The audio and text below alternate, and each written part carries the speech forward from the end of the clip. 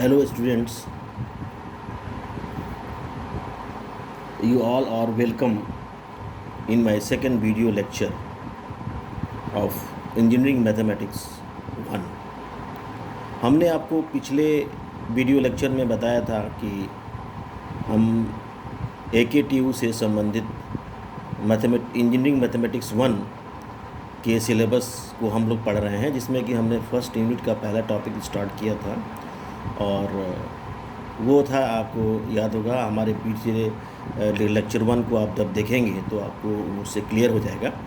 हमने बताया था कि कोई भी linear differential equation of nth order with constant coefficient को कैसे, how to solve such type of equations having a linear behaviour of nth order with constant coefficient, and just I have made of 5 steps to solve such type of differential equations. In between, in step 3, I have explained to find the complementary function. Suppose we are given, just I am going to revise this, the solution of linear differential equation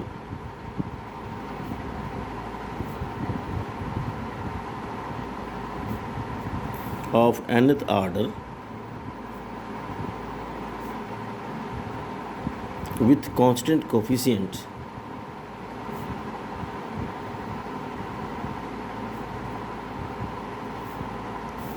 y is equal to complementary function plus particular integral, where CF is known as complementary function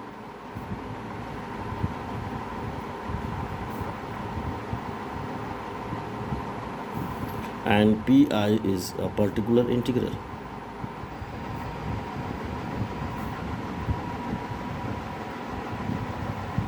CF is a particular complementary function and PI is particular integral.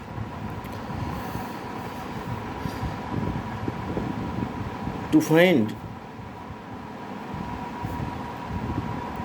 the complementary function,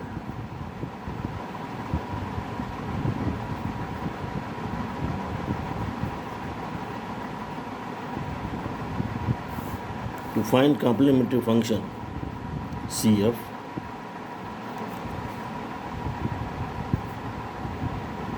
the rules are given below.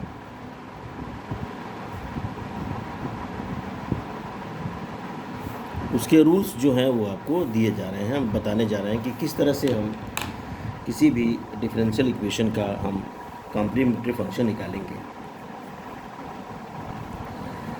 We know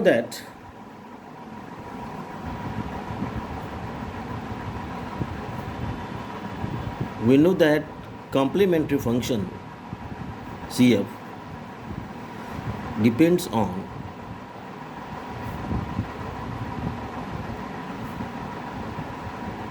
the roots of auxiliary equation.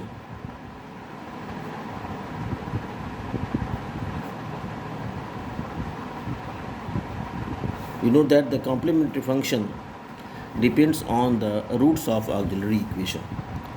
So as per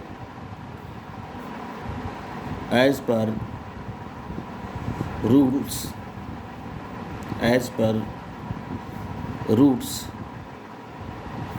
there are different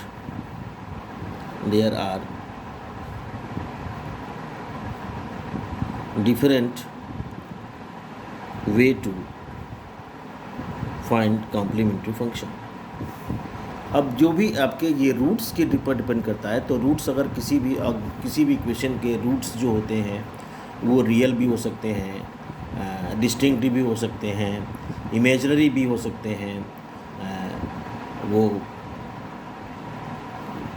आपको rational भी हो सकते हैं। तो इस तरह के जो रूट्स का बिहेवियर है, उसी के वजह से हम कॉम्प्लीमेंट्री फंक्शन का डिफरेंट तरीका होगा निकालने का। अब ये मैं आपको समझाता हूँ कि ये ऑक्सिलरी इक्वेशन कैसे आता है और किस तरह से आप कॉम्प्लीमेंट्री फंक्शन की बात करेंगे, ये हम जा रहे हैं बताने। It is known to you that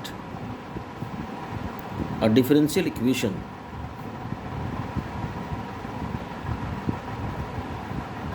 a0 d to the power n, a1 d to the power n minus 1, a2 d to the power n minus 2, an minus 1d plus an y is equal to q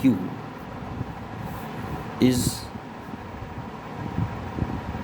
linear differential equation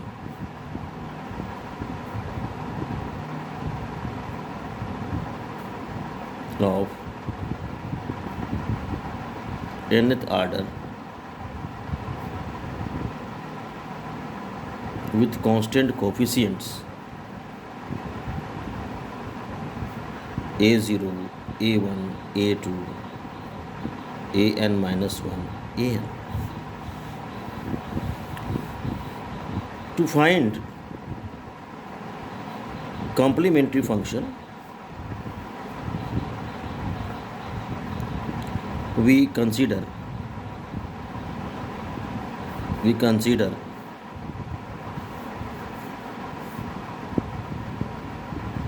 the part of differential equation 1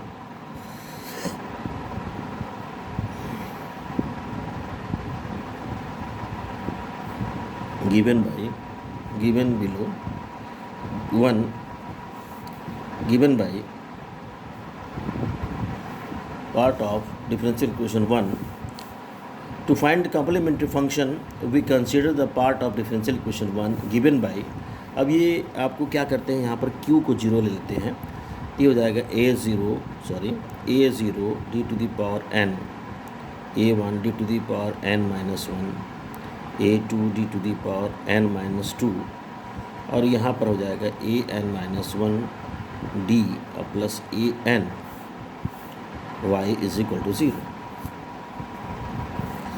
And first we write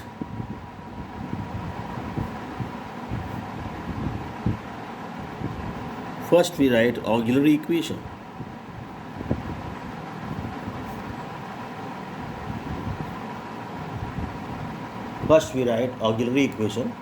actually auxiliary equation कैसे लिखते हैं, इसमें हम y को हटा देते हैं, यानी ब्रैकेट के वाली जो अंदर वाली चीज़ है इसी में हम, अगर इसको हम लिख लें, ये FD मान लें, इसी में हम जहाँ जहाँ D है वहाँ m लिख लेते हैं। तो यहाँ a0 m to the power n, a1 m to the power n minus 1, a2 m to the power n minus 2, और ये आपका हो जाएगा an minus 1 m plus an is equal to 0, और यही जो होगा आपका कहलाता है ऑक्सिलरी इक्वेशन। यानी कि आपको जब कभी भी linear differential equation of nth order यानी higher order with constant coefficient को सॉल्व करना होगा, तो सबसे पहला काम है ये है कि उसमें dy बाई dx की जगह पर कैपिटल D लिखना होगा, dy बाई dx की जगह पर कैपिटल D लिखना होगा। उसके बाद से आप क्या करेंगे कि जो Q वाला पार्ट है, यानी कि जो लास्ट वाला, इसे कंपेयर करेंगे तो Q वाला जो पार्ट है, जो फंक्शन ऑफ x होता है इधर इक्वल टू का उस साइड में, राइट हैंड साइड में, उसको 0 ले लेंगे, और जहाँ जहाँ इस जो D आया है इसी में जहाँ जहाँ D है वहाँ पर m रखेंगे, and you will get a equation, and that equation is known as auxiliary equation. अब ये इसके रूट्स जो हैं, इक्वेशन नंबर 2 ले लेते हैं। The CF depends on the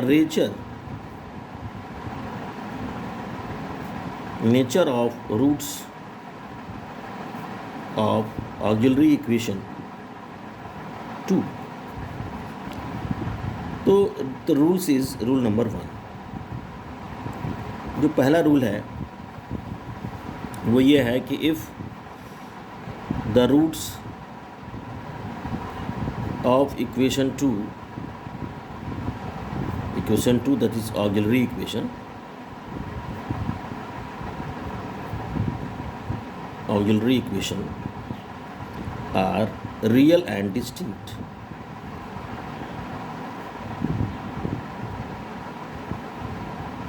Real and distinct. हम मान लेते हैं let the values of m या roots of m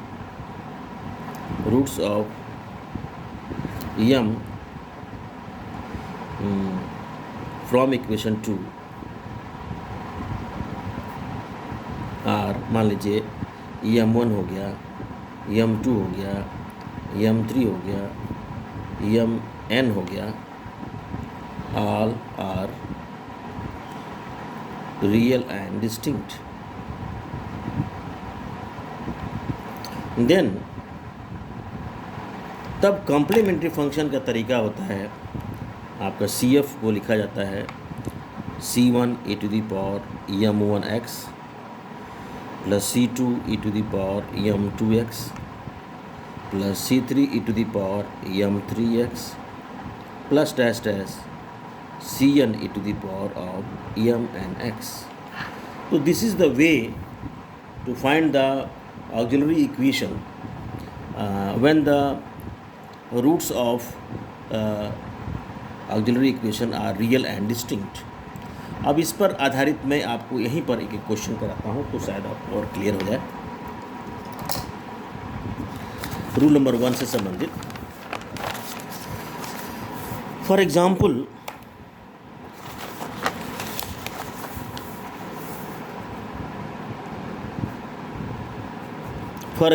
find complementary function of differential equation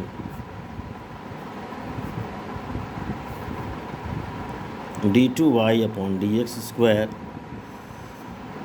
minus dy by dx plus 6y is equal to, मान लीजिए e to the power x,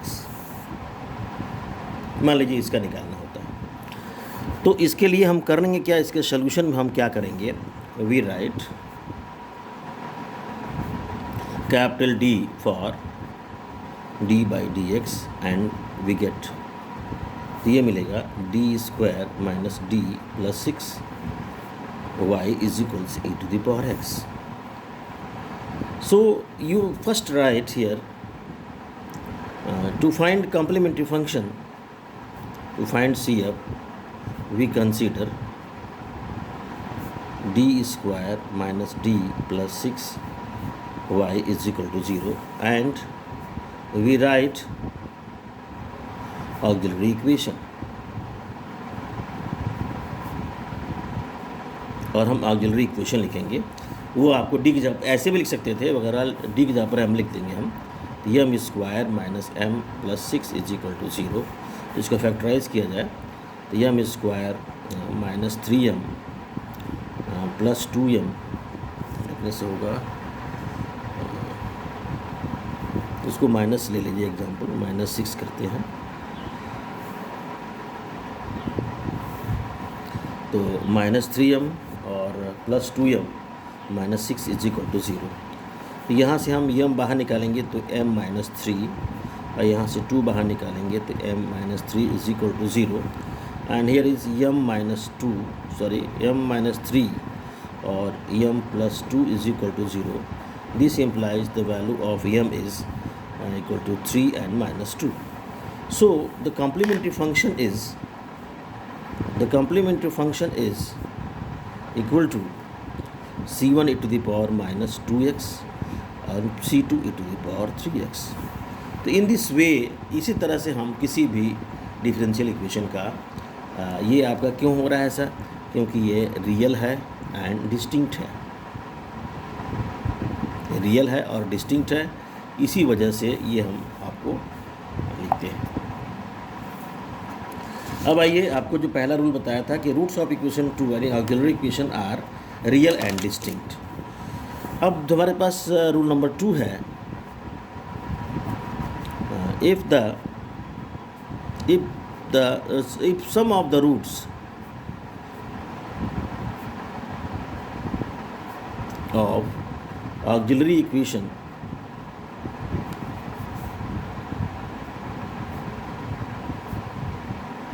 are same,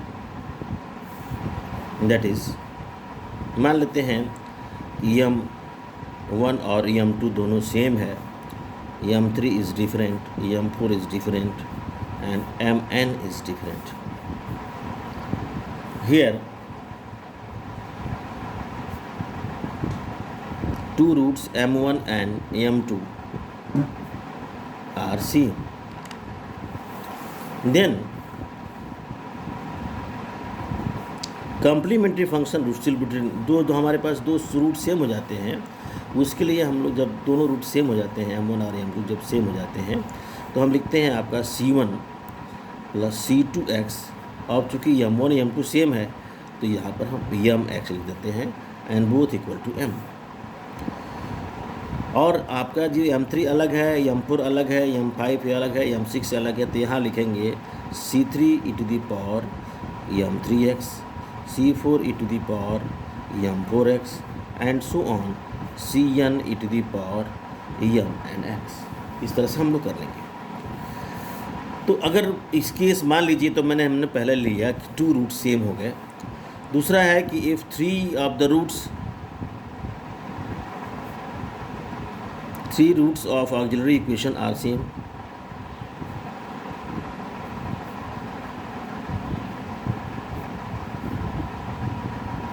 अगर तीन roots आपके same हो जाए, जब तीन रूट सेम हो जाते हैं तो ऐसे में हमारे पास M1 M के बराबर हो गया, M1 भी हो गया, M2 भी हो गया, M3 भी हो गया।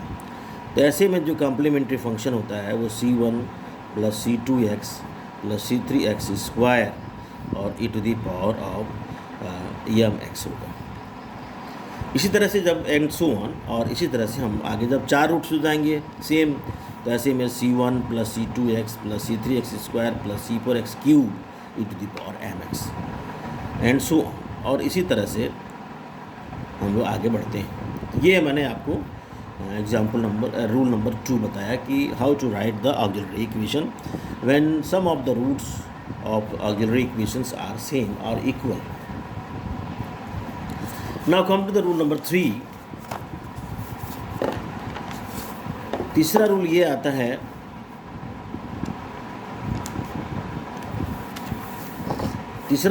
कि if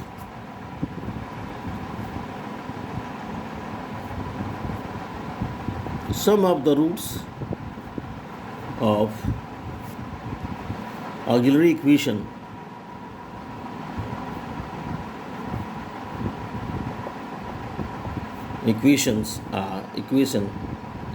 are irrational, that is suppose कर लीजिए आपका कि M1 की वैल्यू आ गई रूट अल्फ़ा और प्लस रूट बीटा या alpha plus root beta suppose कर लीजिए, और मान लीजिए आपको M2 की वैल्यू अपने आप आ जाती है root alpha minus root beta. तो ऐसे में हमारे पास जो कॉम्प्लीमेंट्री फंक्शन लिखाता है वो e to the power root alpha x हो जाएगा in bracket C1 cos hyperbolic root beta x plus C2 sine hyperbolic root beta x। ये लिखने का तरीका होता है। इसी में हम बात करते हैं कि if irrational roots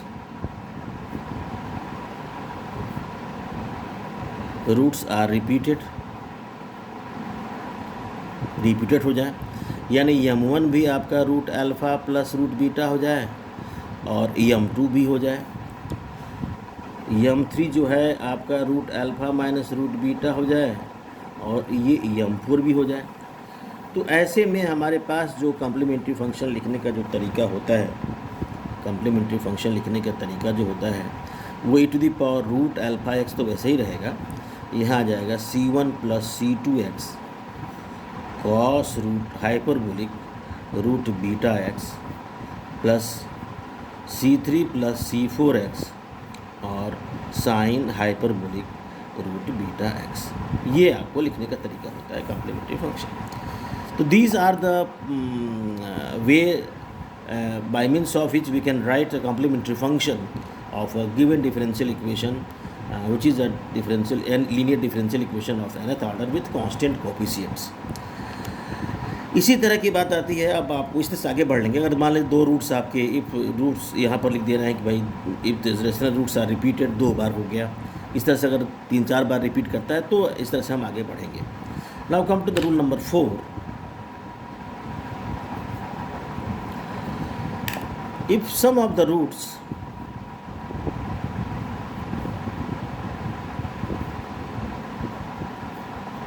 of auxiliary equation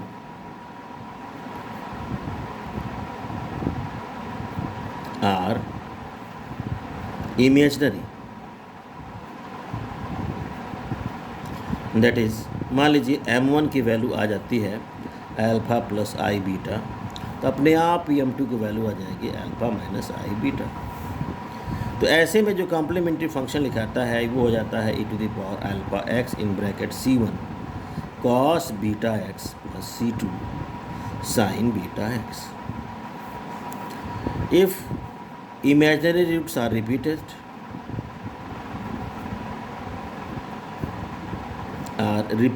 अगर ये रिपीट करता है, if imaginary roots are repeated then complementary function जो लिखाता है e⁴, जिसे मान लीजिए हम कह दें कि m1 की वैल्यू आपकी अल्फ़ा प्लस आई बीटा हो गया और m2 की वैल्यू भी अल्फ़ा प्लस आई बीटा हो गया। तो ऐसे में m3 भी आपका आएगा अल्फ़ा माइनस आई बीटा और m4 भी आएगा अल्फ़ा माइनस आई बीटा। तो ऐसे में जो कॉम्प्लीमेंट्री फंक्शन होता है e⁴ अल्फ़ा एक्स लिखाएगा c1 plus c2 x cos of beta x plus, फिर से देख लीजिए, if the sum of the roots of auxiliary equation are imaginary, यदि m1 की value alpha plus i beta आ जाए, m2 की value alpha minus i beta आ जाए, तो कॉम्प्लीमेंट्री फंक्शन को लिखने का तरीका होता है e⁴ alpha x c1 cos beta x plus c2 sine beta x. लेकिन यहाँ पर हम लिख सकते हैं when imaginary roots are repeated then, या इसका ये मतलब होता है, जैसे मान लीजिए m1 की value alpha plus i beta है, m3 की value alpha minus i beta होगा, m2 की वैल्यू भी अल्फ़ा प्लस आई बीटा है तो m2 अपने आप अल्फ़ा माइनस आई बीटा होगा। तो ऐसे में जो कॉम्प्लीमेंट्री फंक्शन लिखने का तरीका होता है वो e⁴ alpha x c1 plus c2 x into cos beta x c3 plus c4 x into sine beta x. अगर मान लीजिए जैसे मान लीजिए आपको m1, m2 और m3 तीनों ही अल्फ़ा प्लस आई बीटा आ रहे हैं, तो अपने आप समझिएगा कि m4, m5 और m6 भी आपका अल्फ़ा माइनस आई बीटा होगा। तो ऐसे में जो कॉम्प्लीमेंट्री फंक्शन जो लिखाएगा e⁴ अल्फ़ा एक्स तो लिखाएगा, लेकिन यहाँ आएगा c1 plus c2 x plus c3 x square into cos beta x, है ना, और plus c4 plus c5 x plus c6 x square और यहाँ हो जाएगा साइन बीटा एक्स। तो this is all about the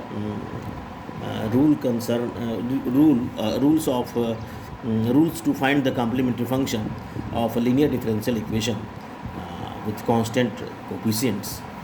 तो ये हमारे पास ये रूल्स है। अब हम आपको एक बताना है कि how to find the complementary function के बाद से how to find the particular integral and then we can answer the solution of a complete solution of a linear differential equation with constant coefficients। तो ये हम आज का video यहीं पर समाप्त करते हैं और फिर आपसे ये उम्मीद करते हैं कि आप जो है हमारे अगले लेक्चर में आप उपस्थित होंगे और अगले लेक्चर का लाभ उठाएंगे। इसमें आगे वाले में बताएंगे कि how to find rules to find the particular integral of linear differential equation with constant coefficients. तब तक के लिए आपको बहुत बहुत धन्यवाद। दिन शुभ रहे। इस कोरोना महामारी में आप सभी के हम स्वस्थ रहने और